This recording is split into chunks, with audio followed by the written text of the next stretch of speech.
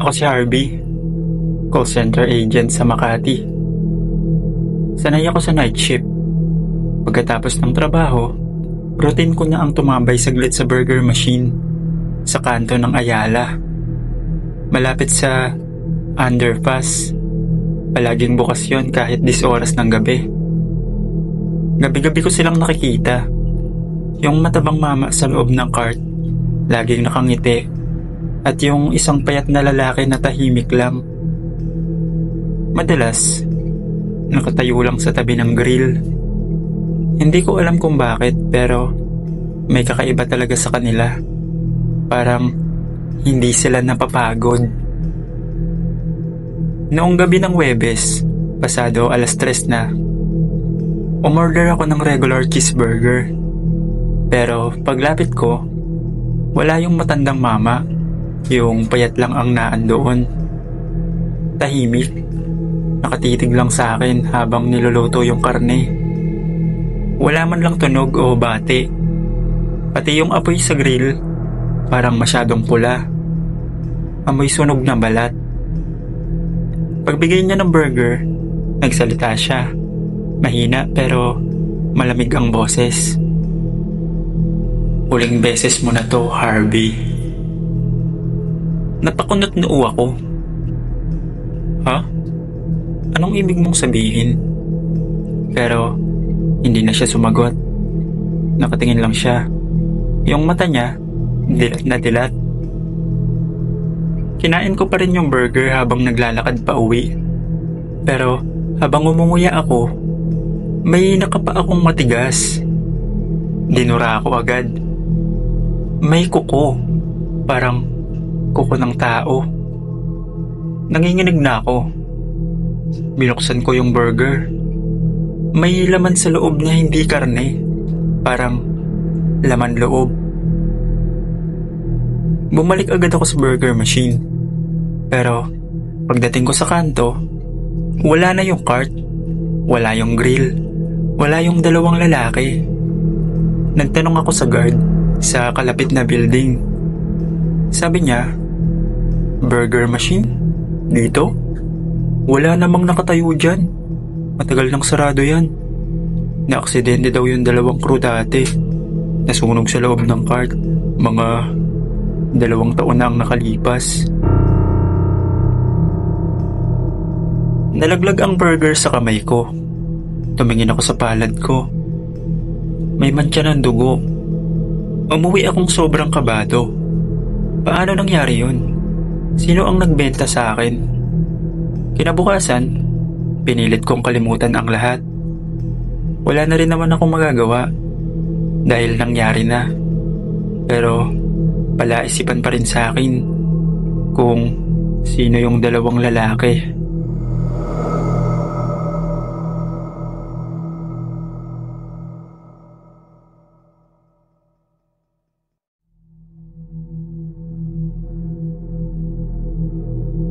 Ako si Tricia, college student sa Manila. Madalas akong mag-aral sa labas at paborito kong tambayan yung burger machine sa tapat ng lumang ospital sa Santa Cruz. Bukas kasi 24/7 at mura pa. Isang gabi, habang nag-aantay ako ng order ko, napansin kong may bata sa likod ng cart. Nakasilip lang sa gilid. Parang naglalaro sa kadiliman. Tinawag ko yung crew, si Kuya Limuel, at tinanong ko kung anak niya ba yon. Nagtaka siya. Anak? Wala akong anak, ma'am. Sabi ko, may bata sa likod niyo kanina. Sumisilip. Mukhang babae, mga 6 or 7 years old lang ata yon. Bigla siyang natigilan. Tumingin siya sa kasama niyang cook, si Mang Roden, at pareho silang namutla. Ma'am, kung nakita mo yun, huwag ka nang babalik dito. Bulong ni Mang Roden. Bakit naman? Tanong ko habang kinakabahan. Matagal nang may nagpapakita dyan sa likod tuwing madaling araw. Bata raw na nasagasaan dito.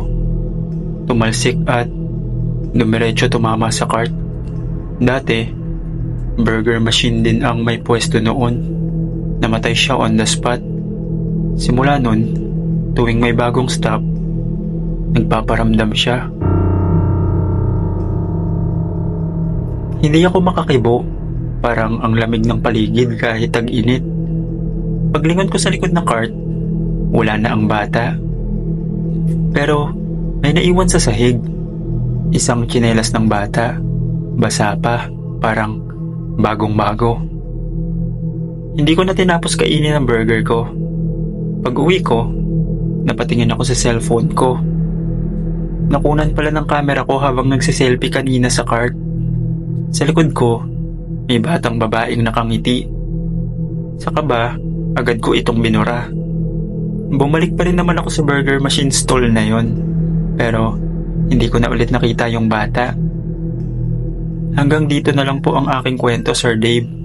Maraming salamat po.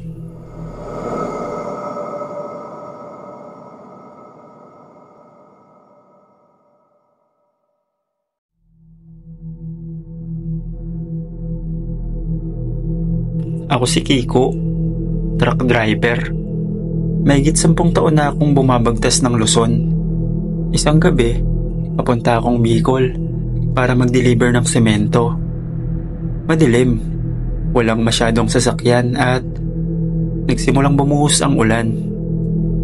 Dahil gutom na ako, napansin ko yung lumang burger machine cart sa gilid ng highway sa bandang Quezon. Nakalagay sa karatula, mainit na burger para sa mga pagod sa biyahe. Pumarada ako. Medyo luma na ang itsura ng cart. Kalawangin pero may ilaw naman at may isang babaeng crew. Maganda, maputi, pero tahimik lang siya habang nagluluto. Wala siyang kaimik-imik. Nag-order ako ng double burger. Habang nag-aantay, tinanong ko siya, "Ate, matagal na po ba kayong naka-duty dito?" Wala siyang sagot. Nakatitig lang siya sa grill. Tapos, bigla siya nagsalita. "Bihira lang ako humihinto rito, pero laging may bumabalik." Medyo kinalabutan ako, pero ngumiti pa rin. Binigay niya ang burger. Pagbukas ko ng wrapper, sobrang pulang-pula ang laman. Akala ko dugo, pero gutom ako. Kaya sinubukan ko pa rin kumagat. Matigas, parang hindi karne, parang plated. Pagtingin ko sa loob ng burger, may kuko. Kuko ng tao. Bumalik ako sa cart para magreklamo. Pero wala na ang babae. Wala na ang cart. Tumingin ako sa gilid. Ulan pa rin, as in. Wala na ni bakas ng kahit anong stall o liwanag. Tumingin ako sa burger sa kamay ko. Wala nang wrapper. Hawak ko ang isang putol na kamay. Duguan. Nag-angat ako ng tingin. Sa rearview mirror ng truck, may nakita akong nakasabit sa likod. Yung babae. Nakangiti. Basa ang buhok. Dilat ang mapupulang mata. Napapikit ako sa takot. Pagmulat ng mata ko, wala na ang babae. Kinakabahan man, agad akong umalis sa highway na yun at hindi na ulit dumaan doon. Sa ibang ruta na ako dumadaan. Kahit malayo, okay lang. Basta, wag ko lang ulit makita yung babaeng may mapupulang mata.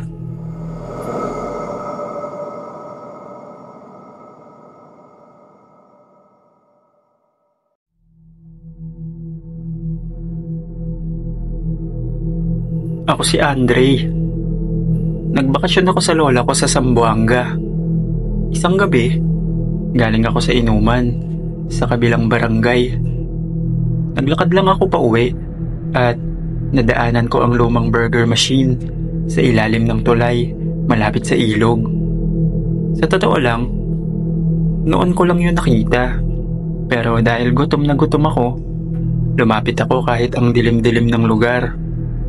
May isang matandang babae, nagluluto. Ang itim ng balat niya, kulubot, parang nasunog sa araw. Pero mabait siya, ngumiti pa nga. Gusto mo ng special? Sabi niya habang nilalagay ang karne sa grill. Tumango ako. Walang ibang tao bukod sa akin. Tahimik, maliban sa tunog ng grill at lagaslas ng tubig sa ilog.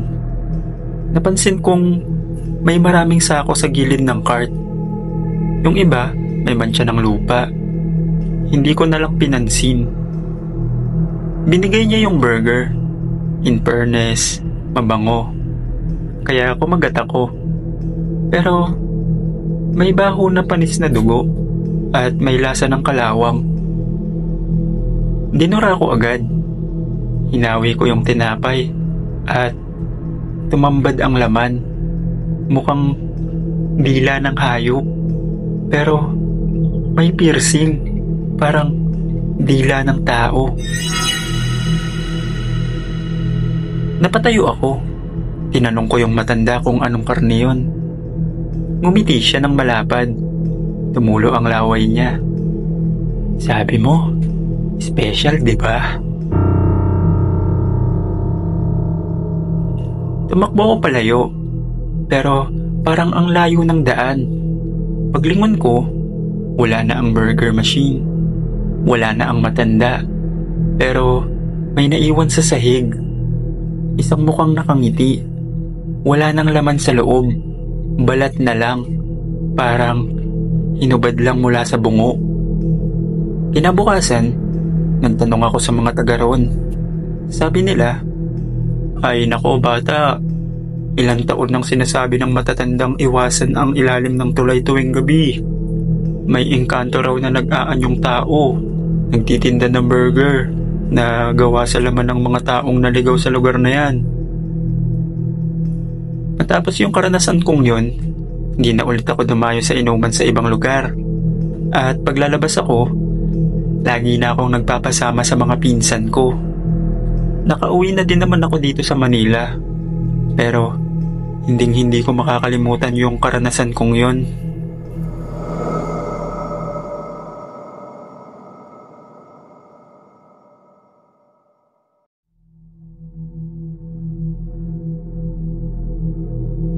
Ako si Faith. 23 na po ako. 6 na buwan ng buntis. Crew ako ng burger machine sa may gilid ng kalsada sa Malaybalay. Malapit sa palayan at gubat. Gabi-gabi, ako ang naka-night shift. Alas 10 ng gabi hanggang alas 6 ng umaga. Hindi biro ang trabaho, lalo't mag-isa lang ako. Pero kailangan kong magbanat ng buto. Walang ama ang dinadala ko. Kaya kahit takot at pagod, tinitiis ko. Noong una, normal lang ang gabi. Mga lasing, tambay, truck driver, karaniwang customer. Pero ilang linggo na rin nang may napansin akong tuwing alas 2 ng madaling araw, may isang babaeng nakatayo sa dilim sa may puno ng akasya, nakaputi. Hindi siya lumalapit. Hindi siya nag-o-order. Nakatingin lang. Una, akala ko talagang tao. Pero napansin ko, hindi siya gumagalaw. Kahit anong lakas ng hangin, hindi gumagalaw ang buhok o damit niya. Hanggang isang gabi, may narinig akong kaluskos sa itaas ng cart. Kinabahan ako. Wala namang pwedeng akyatan doon. Pero malinaw. Gumagapang. Pagtingin ko sa bubong, wala. Pero nung dumaan ang ilaw ng dumaang motor, may anino akong nakita sa gilid. Parang pakpak. Kinabukasan, pinagsabihan ako ng isang matandang customer. Inday, huwag ka na mag-duty ng gabi. Lalo't buntis ka. May gumagala rito. Naghahanap ng sanggol. Di mo ba naaamoy? Sunog na dahon, dugo. Yan ang amoy ng aswang. Pinagtawanan ko lang. Pero nung sumunod na gabi, habang nagluluto ako ng burger, nagdugo ang ilong ko at may kumalabit sa likod ko. Paglingon ko, wala. Pero sa gilid ng cart, may malaking marka ng kuko. Parang hinagod ang bakal. May 4 na galos. At amoy na amoy ko na sunog na buhok, bulok na karne. Sumigaw ako, humingi ng saklolo. Walang tao. Wala ring signal. Kinuha ko ang bawang sa sauce area. Tinapik ko ang tiyan ko. At nagdasal ako ng malakas. Biglang may bumagsak sa bubong ng cart. Tapos may lumipad palayo. Isang itim na nilalang. May pakpak, mahaba ang buhok, at pulang-pula ang mata. Kinabukasan, inilipat na ako sa morning shift. Pero minsan kahit araw, nararamdaman ko pa rin ang tingin ng kung anumang nilalang ang gustong agawin ang anak ko.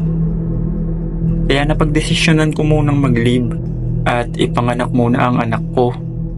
Pumayag naman ang amo ko at nang masilang ko ang anak ko, bumalik ako sa trabaho. Nakabalik naman ako sa stall na yon at nakapagtrabaho na ulit ng maayos.